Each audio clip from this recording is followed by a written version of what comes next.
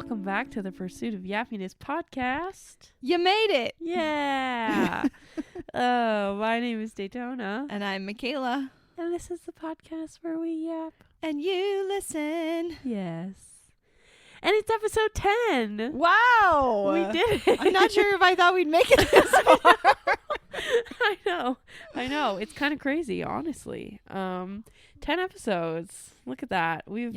We've discussed so much. We've talked about lots of things. 10 episodes, 100 listens? Yes, 100 listens, which is very exciting. Some of which... Not 100 listeners, but 100 listens. Right. And, like, you know, I haven't listened to every episode just because I listen to them while I'm editing them. And also we were there when they were created. Right. But occasionally I'll listen to, like, the first 15 minutes just to make sure, like, the sound quality came through okay. Right. And my husband has listened to each episode once. Yes. So, yeah. I mean, I think in general, there are people that we probably don't, like, know. 100%. I certainly don't know anyone who lives in Mongolia. Yeah, no, me either. So. I'm not convinced that that's a real, or like we said, they might be using, VPNs like, are a thing. Yeah. Mongolia is such an obscure place. When you use a VPN, do you choose where it, like, shows from? I think it depends on what, like, app you're using, because I think you can choose, but yeah, I'm not entirely certain. But why would you choose there? I don't know. Yeah, exactly. I was like, maybe it's random, but I don't know. I really don't know how VPNs work. I think some are random. Yeah, I don't fully know how they work either. I just know there's one brand, not sponsored, NordVPN. Yes. All the YouTubers and podcasters. Yeah. have Critical Role talks about them all the time. Yes. Yeah. Dan and Phil, they're one of their biggest sponsors. So... And it says something. I can't quite put my finger on it. And it's funny, too, because... So they used to have, like, emo hair, like, swoopy, like, fringes. And, like, people would, like, have photoshopped their hair as, like, the logo. Because it's, like, these two, like... Oh, yeah. Two, like, slanty. Yeah, whatever. It's very funny. But, yeah, so episode 10. I feel we've learned a lot. I've learned a lot about, like, editing and stuff. I still don't know what I'm doing. So it probably... Like, I feel like by episode 100, we're going to look back on, like, the editing quality and sophistication. I mean, every podcast does that, right? I know. If you listen to it all the way through and then you go back and you're like, ooh. Yeah. Yes, exactly. Especially for ones that have been on for a long time. Like, Welcome to Night Vale, I think, started in, like, 2010 or something. Right, yeah. So, the technology didn't even exist. Right, yeah. It definitely wasn't as good as what we have now. Well, and I just feel good, high-quality equipment is so much more, like, accessible now. Oh, in yeah, general. absolutely. Like, you know. You used to have to rent a studio to be able to get good quality right, sound. Whereas now it's like we're literally sitting in your living room, you know? At an undisclosed location. Well, yeah. But, yeah. Apologies. Daytona has the sniffles and I have a sore throat. So you might hear me gulping down tea at Hopefully some point. Not. But, yeah, I was sick, like, last week over the weekend. And it just, you know. Yeah. Not fun. And the weather has been dreary. 'Tis the season. Yes, tis. And, you know, by the time this episode comes out, it is well into December. True. Not right now, but when it comes out, at least I think, it'll be December. Maybe not well into. Yeah, it's only 2 weeks till Thanksgiving. Right, yeah. It'll be December when it comes out. But I've been hearing Christmas music for like 2 weeks now, I feel like, at stores and stuff. Refuse. Jake's dad has... like, again, and maybe this is not unique to him, maybe this is like a thing, but he plays like a game with himself essentially, like, to see how long he can go without getting whammed. Oh yeah, that's a thing. Okay. And so, like, basically, for those of you who don't know, the song Last Christmas by Wham, he basically tries to see how long into the Christmas season he can go without hearing the song. Yeah, it's similar to The Game. Right, yeah. Yes. Those of you who are millennial will know you about just this. lost, so. Yeah. We're not going to explain it. That's all I'm going to say. If you know, you know. If you know, you know. If you're a millennial or an elder Gen Z, you know. Speaking of if you know, you know, I saw a video.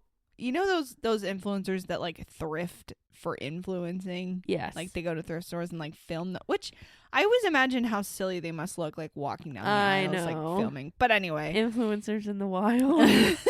I saw a video that was the one thing I will never thrift because I love my family, and they just zoomed in on a crock pot. And then the caption was, if you know, you know, with a picture of a fire emoji. Oh my gosh. Because of This Is Us. Oh, I haven't seen the show in its entirety, but I do know there's a house fire. Is it because of a crock pot? Yes, they get a secondhand crock pot from a neighbor, and it like short circuits or whatever and sets their house on fire. That combined with the fact that they never got new batteries to put in their smoke detector. Very tragic. That's not good. But the person was like, if you know, you know, I'm not ready to be a single parent. Oh, goodness gracious. Because, yeah, does the dad die? Yeah. Spoilers. Yeah. It's a very good show. It's also old. Here's the thing about spoilers, okay? Like, there becomes a point where it's like, spoilers, like, Darth Vader's Luke's father. Blah, blah, blah. Like, it's true, yeah. It's like, that's not a spoiler. The statute of limitations on spoilers have expired. Yes. It expired.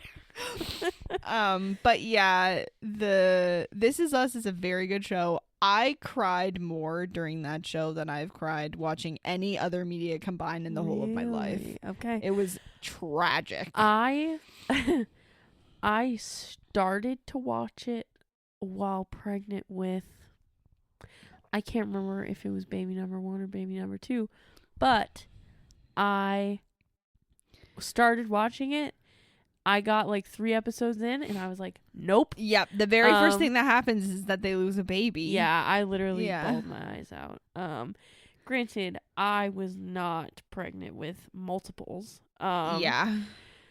But yeah, no, that was sad. And I think I cried first episode and I was just like, okay. It's tragic. We're not doing that. But it's very well done, and the story is fascinating. Like, the characters just grabbed me. Yeah. But I also really liked the style of, like, the parallel storytelling, where you have, like, the past timeline and the present timeline. Right. And then later on, you also get the future timeline. Right. And I just thought that was so creative and clever. I really liked it. It just adds a little extra zhuzh that you wouldn't get if you just told it chronologically. Yes, I do love a flashback, like multiple timeline kind of storytelling format. It's cool. But yeah, how did we get there? I don't know. If you know, you know. Yes, if you know, you know. Wham! Christmas music. Yes. Track it back. Yeah. I like the song Last Christmas. And I like Wham. So I would have to hear it. I'm not actually sure. Is it Last Christmas I Gave You My Heart? Yes. That one? Yes, oh, okay. Yes. Okay, yeah. Okay. I was like, hold I'm on. not familiar with Wham, so I didn't know it right away. But well, George Michael, fantastic artist, singer songwriter, whatever. Right. And like he was very popular in like the 80s. And he was part of the duo. Yeah, I've heard the name. I'm yeah, really bad with identifying music and artists. Like really, like it's a crippling illness. I'm so bad at it. When you put music on in the car yesterday, like, did you just go to the artist profile and click like play? Shuffle? Yeah. I mean, that's fine. That's fair. Whatever floats your boat. I was just like, that's my go-to artist, Penny and Sparrow, shout out. It's my go-to artist for like low-key, sleepy kind of music. And it was that kind of day yesterday, very gray, dreary, raining. It was late at night. I was like, I'm not going to force Daytona to listen to anything too upbeat in this moment. So that's what I usually... It was nice. No, it was very nice. I had never heard it before, so... Yeah, I like it. One of my housemates in college introduced me to them. Well, there you go. Well, so my odd news story of the week. Yes, I have 2 of those as well. This headline really got me. Man snaps 65 cucumbers in 30 seconds to break the world record. Why is there a world record for I don't know. But so it was the record was broken by David Rush, which maybe I live under a rock. I didn't know who that was. That is. Of course you don't. Okay. What is that supposed to mean? I take that personally. I'm only 5 years older than you. No, because you don't know who anyone is. Anyways. Shot to the throat there. That wasn't an old joke. That was just a Michaela lives under a rock joke. I mean, it's true. It's true. You self-proclaim live under a rock. Anyways, who is this person? He's like famous for breaking records. So on his website, it says speaker, author, entertainer, most prolific Guinness World Records title holder on Earth, which is true. Does that mean he has the most titles, or he's just the most well known for it? He has the most titles. Oh wow. A handful of them are fastest mile run with a cue balanced on a finger, furthest distance walked balancing a lawnmower on chin. Huh? How do you what? I don't know. And he's also like the fastest juggler. He's got blindfold juggling stuff. Most selfies in 3 minutes. All right. How are Guinness World Records made up? Like who decides snapping cucumbers is gonna be a thing that you can have a record in? Like who decides? Do enough people have to do that thing, and then they're like, well, this is the thing people do now. We need to know who does it the best. Right. I mean, it's like, I don't know. I think you just submit something. Like you apply to set a record, and you just... But of course you're going to set the record if you're the only one who does that thing. Well, right, exactly. But then somebody else will be like, oh, I'm going to try it too. So... yeah, I don't know. Sure, man. Whatever float your boat. Yeah, it doesn't make any sense. It costs money to apply, apparently. It's like $5, but I guess they have to pay the judges somehow. I guess. Who else wants to stand around and watch people snap cucumbers? Right, yeah. I mean, it's like... okay, so this is the criteria. They must be measurable. Can it be measured objectively? What is the unit of measurement? Right. We do not accept applications based on subjective variables. For example, beauty, kindness, loyalty, etc. And this is from the Guinness World Records website. They must be breakable. Can the record be broken? And then standardizable. Can the record be repeated by someone else? Verifiable. Can the claim be proven? And based on one variable, is the record based on one superlative and measured in one unit of measurement? And the best in the world. Has anyone done it better? If your record suggestion is new, then Guinness World Record will set a challenging minimum requirement for you to beat. Okay. So if your thing that you're going to do is brand new, then it's like, oh, well, you have to at least hit this in order for us to like count it. But what is the thought? Like, what is the boardroom meeting that's like, this fool wants to be the world record cucumber snapper. What is the minimum that we are going to give him? I feel like they would at least have to have somebody doing R&D to be like, all right, it's been 5 minutes. I did this many. Let's extrapolate out. Like, you know, otherwise it could just come up with a number that's completely ridiculous. Yeah, I have no idea. I want to work for these people. I know. It sounds like a great job. Yeah, it's crazy. And then I think they also have to have Guinness World Record notaries I don't know if that's what they're really called, Oh, but like the someone people who who show goes to up the thing to like, watch you snap yeah. the cucumbers to make sure that you're not cheating somehow, or like fudging the numbers. Right. Yeah. I don't know how you get that job. Do you have to be like a record How breaker? many employees does Guinness World Record have? They're just getting all kind. Well, they get like, you have to like submit an application, and then your application gets reviewed. All right, so there's the application reviewer. That's at least one person. Yeah. And then there's the person who coordinates with the publishers who publishes all the books. So, I don't know. I'm really curious how many. And then, how many? Is it like a Michelin star restaurant critic where there's only like 40 in the world or something ridiculous?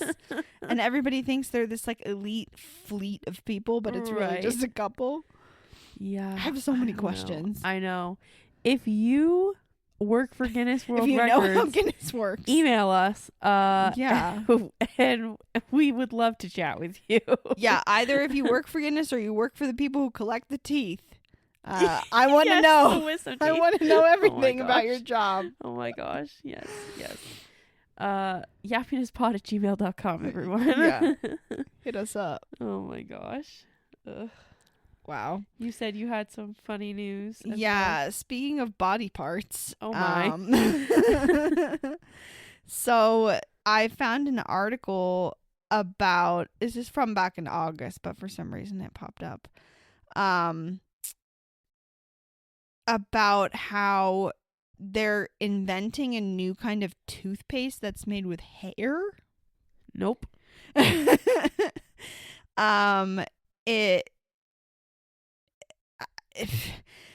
collagen or keratin, sorry, which is a protein that's found in hair, skin, and wool. Okay. That's often used in reparative shampoos. They found that it can also help with teeth.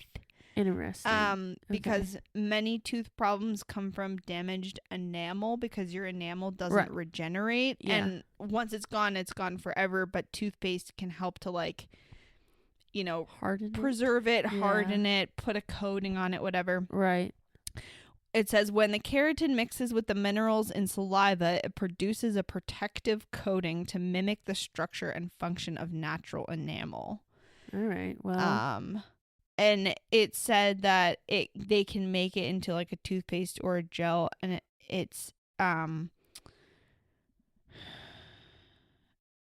it could be made available to the public in 2 to 3 years as an environmentally friendly alternative to traditional dental restoration. Interesting. Huh. Well, yeah. I guess I could be willing. So wait, it's made of hair or it's made of keratin? It says the test products that they were developing at King's College, which I guess is where they were coming up with this, were made from wool. Okay. But in the future, Dr. El Sharkaway said people could even collect their own hair to extract keratin.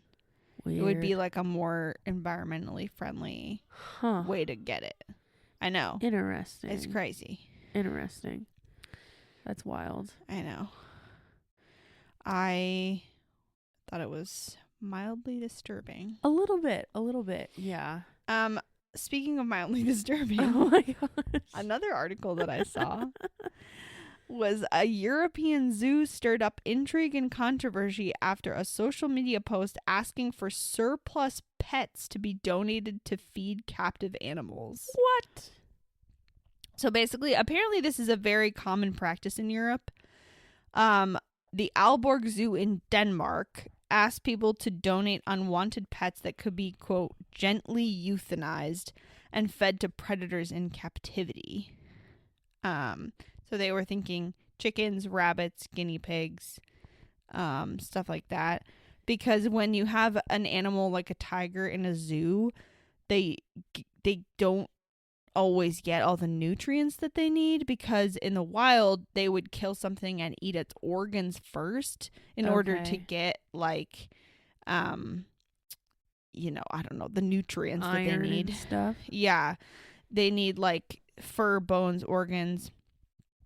And if you So they specifically mentioned the liver, the heart. Yeah. They would eat those things first before the muscle meat. But if you Right. have an animal in captivity, they are often just given muscle meat because that's what's commercially available. Well, yeah, And so then right. they have like nutrient issues. Interesting. So they were saying that like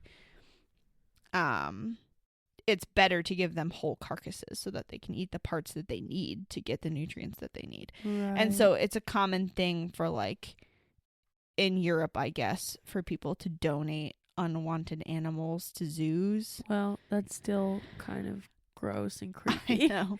It says donatable animals are limited to chickens, rabbits, guinea pigs, and horses. So horses? yeah. They're going to give a whole horse to a tiger? I mean, I guess if they have like multiple tigers. If they have or multiple tigers, I mean, if you think in lions. the wild, they're eating like deer and antelope Right, and like yeah. True. zebra is basically a horse. Yeah, yeah. That's so wild. So yeah, but people were really freaking out because they used the word pets in the title. Yeah, right. So yeah, you have to. It's one of those things where you have to read the article to see like yeah. what Well, that's the they're thing. actually- Like, you would be like, this country is so barbaric. How could they? Blah blah blah. Yeah. But it's like, you know, that's why it goes to show, like, read the whole article, not just the headline. But Right. I get all kinds of weird articles that like pop up on my Facebook and stuff too. It's terrible. And I'm like, I don't want this. Like, Yeah, but it's stuff that like in the industry happens all the time, and Right. then when people outside the industry hear about it, they're like horrified. Like if you don't know about the process that libraries have to go through to get rid of unwanted books, it's tragic to find out about. what? But they just have to like cull their libraries, like pull out books that no one has checked out in a certain amount of time and just like throw them away. Because in order Is that what the book sale is? Yes. Yeah, a lot of them will do book sales, but then there's always stuff that doesn't sell and it just gets thrown in dumpsters, and like That's so sad. sometimes people will discover the dumpsters and be like, "Oh, library's being wasteful with tax dollars, blah." But it's like this is a normal part of a library's life cycle. In order to Right. stay relevant enough that people still go there, right. they have to take out old stuff that no one wants and put in new things that people will actually You would take. think that, I don't know, like they could like donate them to something else. Sometimes I they don't know. can and they try, but like they just Yeah. can't always do that. Right. The other thing that this article mentioned was in 2015, the Odense Zoo made international headlines for its decision to kill and publicly dissect a 9-month-old female lion in front of school children as a means to control the facility's lion population, a practice the zoo had been carrying on for decades. So Wow. it's like something that they do regularly and it's totally normal. And they were like, let's use this as an educational thing. Right. And then people freaked out. Interesting. Huh. Wild. I know. Well, yeah, I don't know. I feel that it's like, what am I trying to say? Sometimes you can't fully form an opinion on something if you're not like a true expert in it. And so, but then You it's don't also, say. yeah, right. But also it's like, how then do we navigate like our life in society and like making the right choices? It's like, obviously science is real and experts are real. I was so gonna like, say trust experts. trust That's how you do it. experts, yeah. But then it's like, oh, but what if the experts are in cahoots with so and so and they're out to get us and blah blah blah blah blah. I'm tired. So am I. I'm just tired. And like, I think that's kind of the appeal of, not to get political, but the appeal of like the Make America Healthy Again movement. And all these things. You want to believe that you have secret information that no one else has. Yes, exactly. Absolutely. It's very Exactly. attractive. And it's like, you know, not only that, but also just this idea that like, obviously, like, yes, Americans are unhealthy. Like, we're unhealthy. Like, in the sense that, you know, we don't have access to healthcare. And I mean, they like, want to find someone to blame for us being unhealthy without admitting that there's a problem with the system. Right, exactly. And it's like, not to mention food insecurity and just like access to like whole nutritious foods. Like, you know, it's really expensive to eat quote unquote healthy. Like, And so, you know, I just think that a lot of people were attracted to this idea that like, oh, we can't trust the experts. The experts have been lying to us this whole time. Right. And it's like, well, no, that's not necessarily true. Like, it's just that, you know, the experts have been telling us what's actually wrong, but the government doesn't want to do anything about it. Yeah. And now they're like, oh, well, just stop taking Tylenol. It's just like, okay, thank you so much for that. I saw a post that I thought was really interesting about the pandemic and how it's hard to explain. I'll just read it.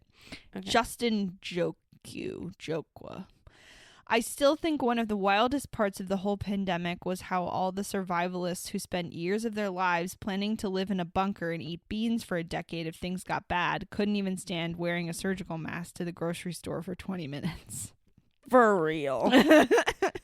Literally. And then someone named Great Worm Gold commented and said, "It's the individualism again, boss." They said, "The bunker fantasy appeals to people who think the best response to disaster is to prepare a way for you individually to stay safe without needing to rely on anyone who you don't let into your bunker. It's a solution where every individual or household lives or dies by their own preparations and hard effort. Masks, by contrast, are a collectivist solution to disease. No one person wearing a mask makes an impact. It doesn't even do much to prevent you from getting infected. It mostly prevents you from infecting other people. Right. It's a solution that relies on mass adoption, on millions of people choosing to compromise their individual comfort for the collective good. The community lives or dies together. Right. I'm willing to wear a mask when I go to the grocery store because I think collective solutions are worthwhile and effective.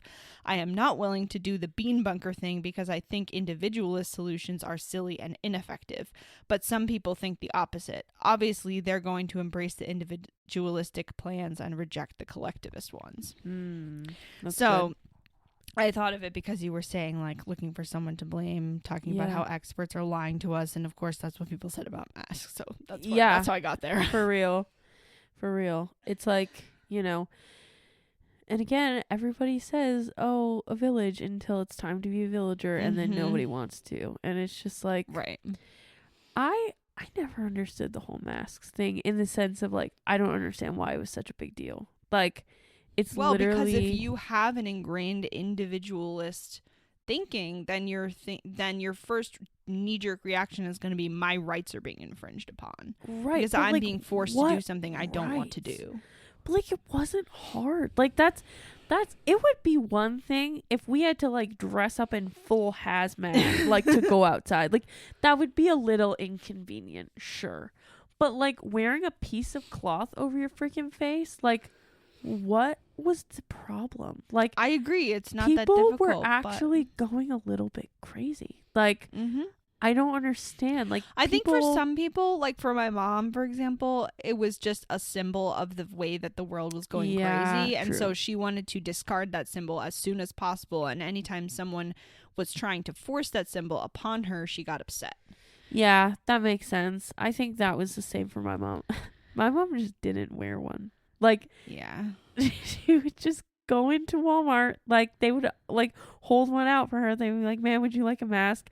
And she would just say, "No, thanks," and keep walking. Wow. And I was just like, embarrassing. Yeah. But also, if you are a person who doesn't believe in science and doesn't believe, like, what the experts are telling you, then it's also a symbol of, like, being duped by the system. And like, if you refuse to accept that, then you're showing how you're so much smarter than everyone and you're not being fooled. I do appreciate how that, like, thing that you read talked about how, like, masks, one person wearing a mask does nothing. No. But, like, it is very much a collective thing. I mean, it's the same with immunity from vaccines. Right, exactly. Yeah. It's funny because I remember seeing a graphic during COVID about, like, wearing a mask is kind of like wearing pants. Like, if I pee my pants, not wearing a mask or not wearing pants, like the bee is going to travel. But if I'm wearing pants, like it stays on me. And if you're wearing pants and I'm next to you and I'm wearing pants and I pee, it's not going to get on you. But if you're wearing pants and I'm not wearing pants and I pee, you're going to get wet. Obviously, this would be with male parts, but how much pee are you spewing everywhere? But anyway, it's like, we both have to wear a mask for this in order for this to work. Yes, like, community participation. Yeah. It just keeps coming up again.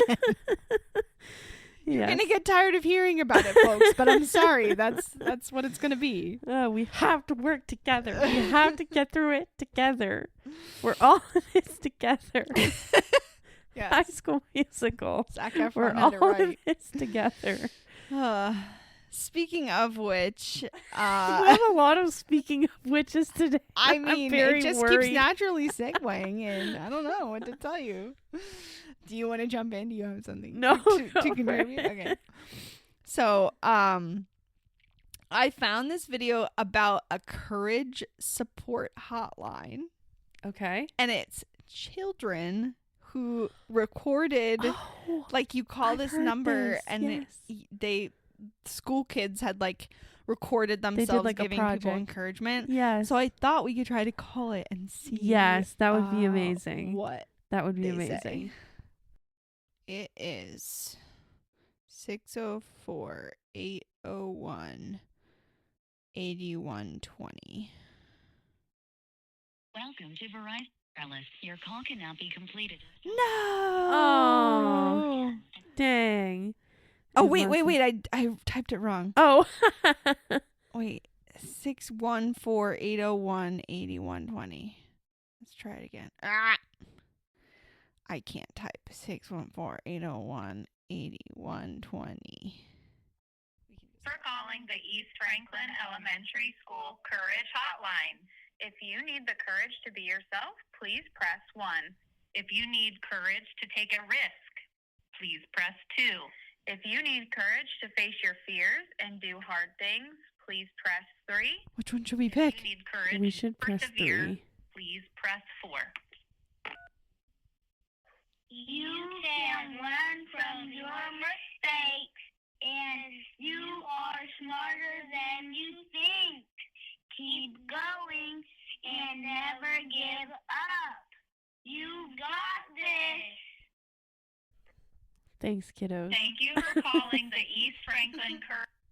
Anyway, you get the idea. That's so cute. It's very cute. Yeah, I've heard about this. That's so fun. I love it. Yeah. I thought it was very adorable. That is so cute. What a cute project to do with some children. Totally. And just something like, obviously that's not going to necessarily, maybe it could change your life. I don't know. But it might not change everything or fix everything, but it could certainly help someone in the moment, you know? So, which I think is important because I feel life is just a series of moments, and if we can get from one to the next, and just keep going, then everything will be okay because it has to be, right? Right? Yeah. Right? Yeah. Right? Right? What's that quote about one thing after another? Hang on. While you look for that, we had a great day yesterday. Michaela and I went to a variety of places, picked something up from Facebook Marketplace that was 45 minutes away, and stopped at a thrift store on the way, and found lots of fun little things throughout the day of thrifting and TJ Maxxing and home goodsing. Mm-hmm. Those stores are so overwhelming. Yeah, they really are. The lights are crazy. Home goods. The sheer amount of items, I felt like I was being buried alive. Yeah.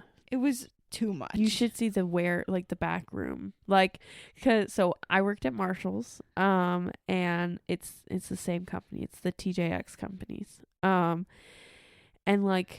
they just get pallets of Yeah, just like I was thinking because insane it was all amounts of Christmas stuff. stuff. I was Yeah. like, this all has to, in like 2 months. It's all going to be gone, and it's going to be Christmas time replaced was with new things. stressful. What like, do you do with all the Christmas stuff that doesn't sell? it just sits on a clearance shelf, and then from there, I honestly don't know what happened to it afterwards. Like, I remember having to go in to do inventory one time, and we do that like at like 2 a.m. Yuck.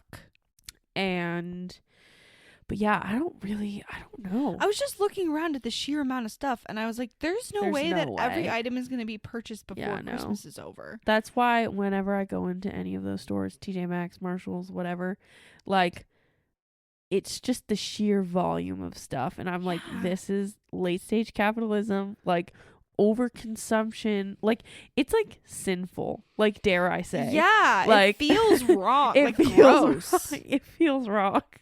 Like, it really does. So the thing that gets me, though, is like, if I walk into a Walmart, it also feels icky in the sense that, like, it's corporate and was made by child slaves overseas. But at least it's stuff that people will use. Right. It's like useful, like, it's actual like needed kitchen items, stuff, bathroom stuff, exactly, food, whatever. The things in home goods are just crap. You mean you don't need a vase that looks like a plastic bag with a fish inside of it? Yeah. Or like a giant crystal gemstone. Or those like weird like marble rings. Like it was just like a decoration. Just a ring, or like a thread of wooden beads with tassels on the end. I'm like, what is this even for?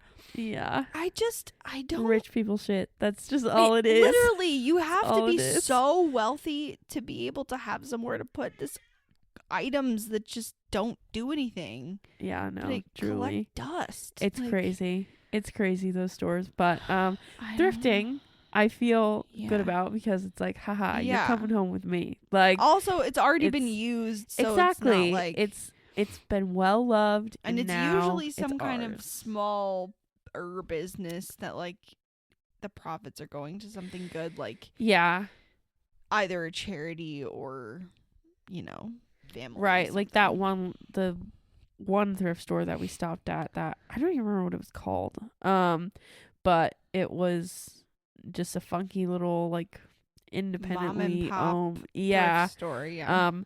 But favorite find of yesterday is the Hannah Montana Spotlight World Tour Wii game. Yeah. We need to play this. So you should come over and play it. So I loved this game as a kid. Or maybe not kid, but like older kid. Tween. Yeah. And basically the whole premise of the game is, have you ever played Just Dance?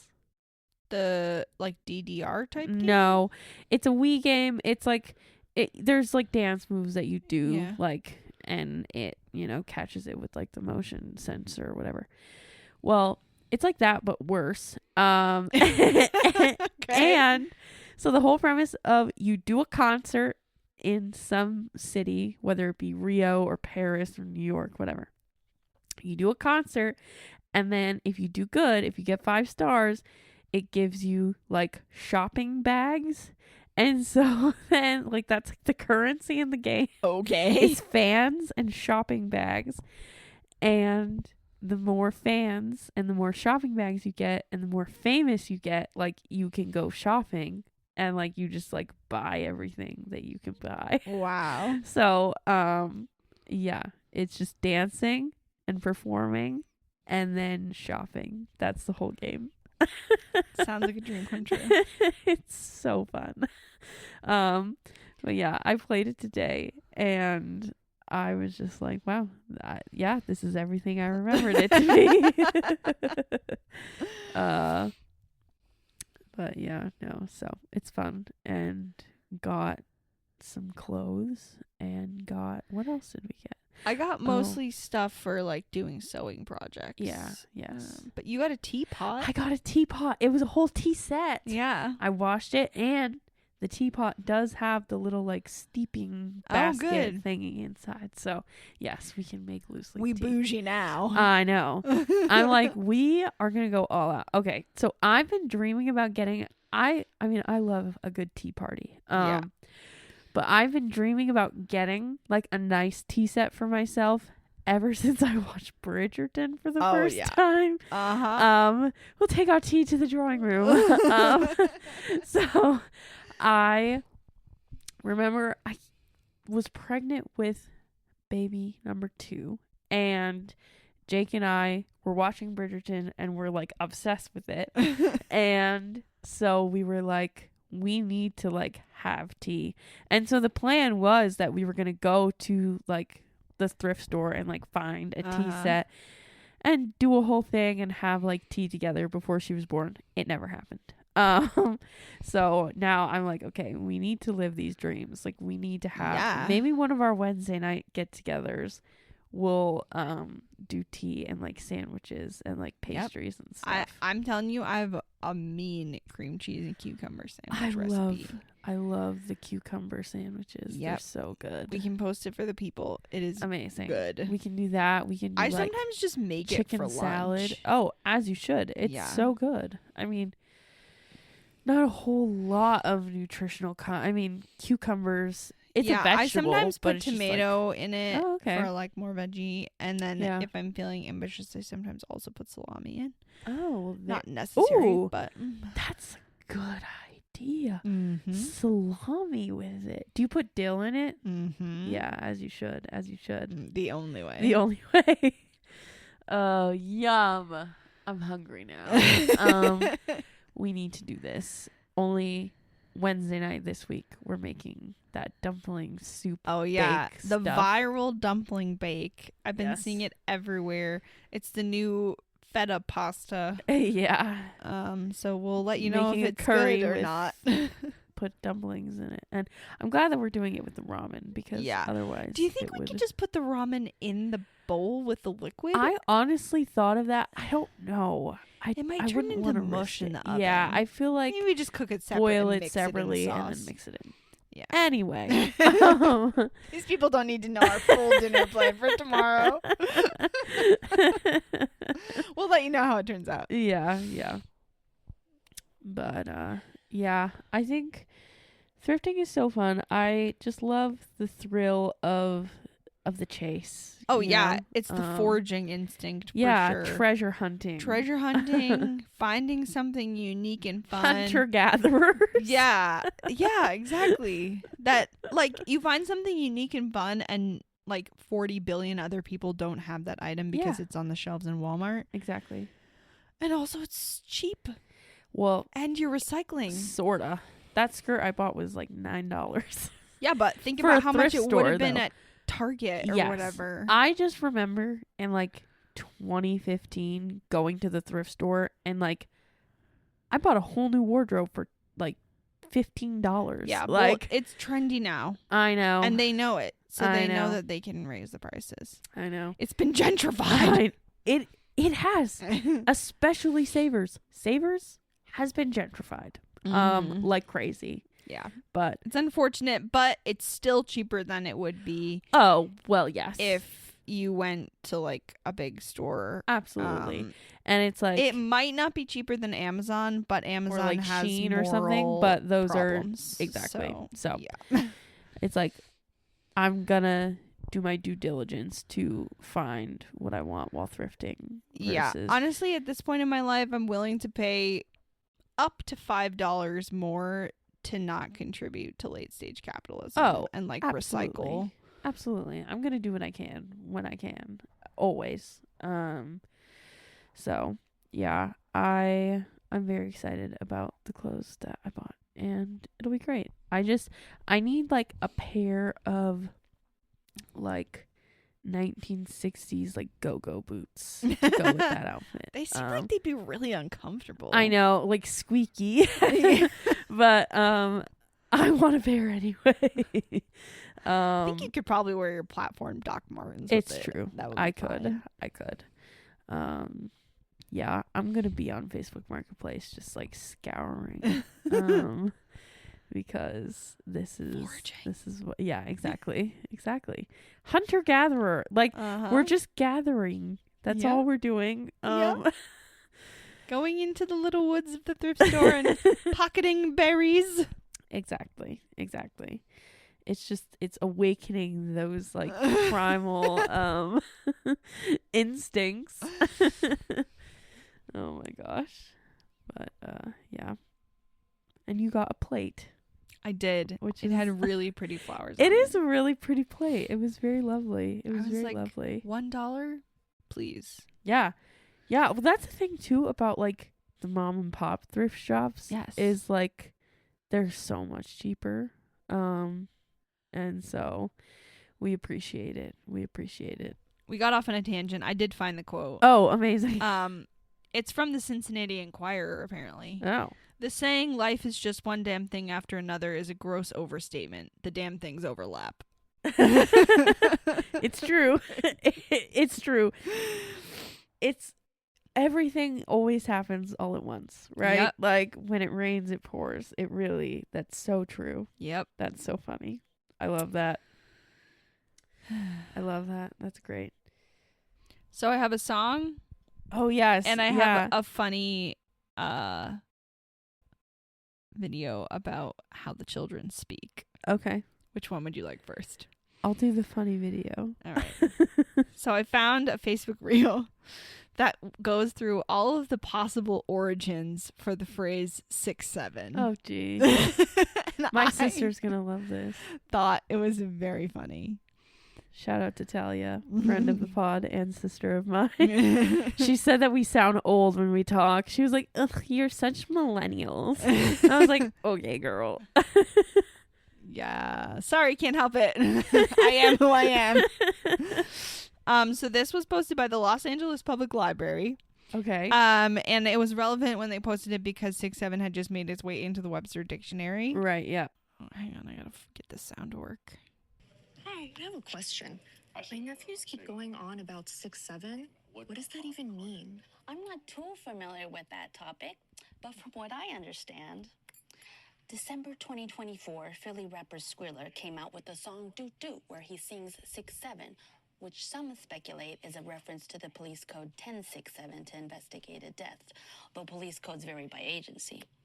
Around the same time in December of 2024, the phrase 6'7" was joined with the hand motion 6'7" by basketball player Taylene Kinney and his teammates while waiting at the airport rating their coffee drinks as a 6'7".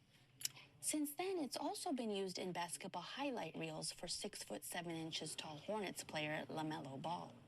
Months later, in March of 2025, the Mason 6'7" kid was named from a video of an audience at a basketball game where they were repeating the phrase along with the motion. Since then, middle school students have used it in class and on the playground as an inside joke that's meaningless. The point of 6'7" is that there is no point. If you know, you know. Tweens have been using this phrase for almost a year now, so it may be on its way out, but is it considered brain rot, you may ask? To some, it may be a form of it, with Mason being the 6'7" brain rot kid character. I prefer Italian brain rot characters because the names are fun to say. Like ballerina cappuccino, bombardino crocodillo, and tongue sire. But I digress. Did I answer your question? How'd I do on a scale of 1 to 10? 6'7"? Wow. Shout out to the Los Angeles Public Library. That's cute. Ask a librarian. Yeah. Oh my gosh. Okay. Do you have anything else you would like to discuss today? Honestly, I don't think so. I'm always one to yap, but I feel maybe it's just because of like being kind of run down from being sick and all that. I feel that I'm not feeling the need to also go just on. The events. Yeah. The events. The events. Yeah. Yeah. And everything going on in the world. It's just a little too much. Michaela can attest to my actual crash out earlier. Yeah. It's fine. It's fine. It happens to all of us at some point or another. It does. Oh my goodness.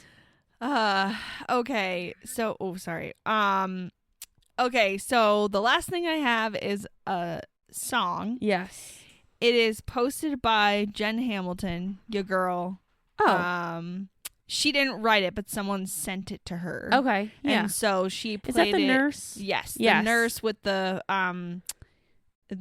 read the red words. Yeah. Sweatshirts. Yes. And Yes. stuff. Yes. So here's the video. My sister helped me with my emails and stuff, and she just texted me. She said, I need you to go to your inbox right now, and I need you to open this email, and I need you to record your genuine reaction. So that is what this is. I'm trying to move my thing so I can see. Please read, not spam. Okay. All right, I'm going to read the message. Hold on. Okay. Somebody saw the read the red words video and it inspired them to write the song. So, hold on.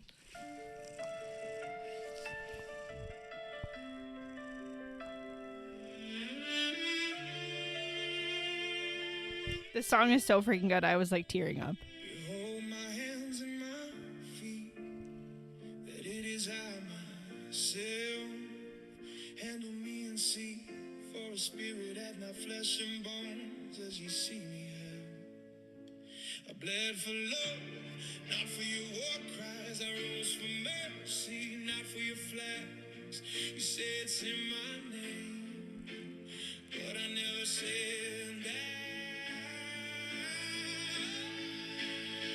You built your towers, raised your flag so high. Preach my name with a battle cry. But blessed are the peacemakers, that's what I said. Not the ones who trade the living for the dead. You close your doors when the poor come to plead. I was hungry and you gave me no food when I was in need. You quote my words to tighten your chains, but love your enemies still remains. I never said hate them. I never said fight. I said let your light shine before all men. Bring them light if you do it for power. You've forgotten my faith. For whatever you do to the least of these, you do to me. Yeah.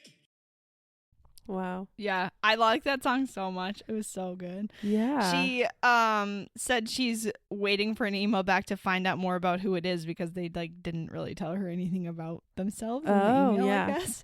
I hope it's So- not like AI, but whatever. I mean, even if it is, it's a really good song. Yeah. I doubt it, but Yeah. No, you're not going to hear that playing on K-Love. ooh. Oh, man. Yeah. Yeah. That's good. That's good. It's true. Jesus said, whatever you do to the least of these, you do for me. So, when you tell that person to go back to their own country, well, Jesus was an immigrant, so take that. Sorry. Not sorry about it. I saw a video. I guess I do have more yaps left in me. I saw a video. I mean, you weren't fooling anybody. I saw a video that I had to send it to my sister. It was like when you're the only crazy liberal in your family. Oh. And did I send this to you? No. Oh, but she was like, oh gosh, I forget what some of the things that she said. She was just like, I know. Okay. I'll say it. I do think that children should be able to have SNAP benefits. And what's her name? I know. I'm crazy. It was just like, yeah, that's how I feel sometimes. Yeah. And at the end of the day, I think we all, at the end of the day, it can't. is what it is. Sorry. Whatever the case may be, it is what it is. After all. Anyway, to quote the great Trixie Mattel and Katya. But no, at the end of the day, I think we all want similar things. The same, I'm not so sure anymore, but similar, I would hope.